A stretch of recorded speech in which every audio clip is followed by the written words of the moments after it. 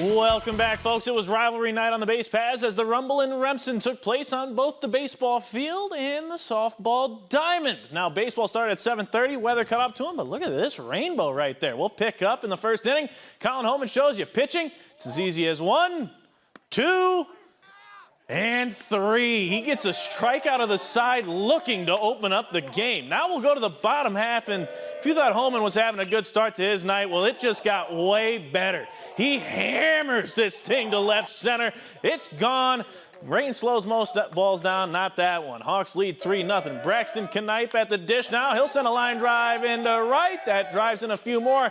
Hawks jump out to a big lead. No final score reported yet for this one. We'll hopefully have that one for you by the end of the show. Same two in the girls' game. Shout out to the Hawks. Let me film in their dugout. We'll pick up. Hallie Bunkers sends a blooper into center field.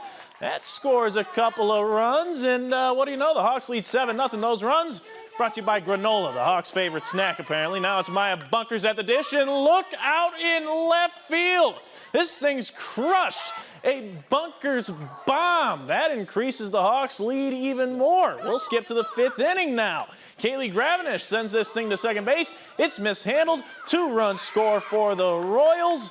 But in the bottom half of the 5th, Octavia Gallus will put the final nail in the coffin here. That scores the 12th run. Remsen St. Mary's, they win 12-2.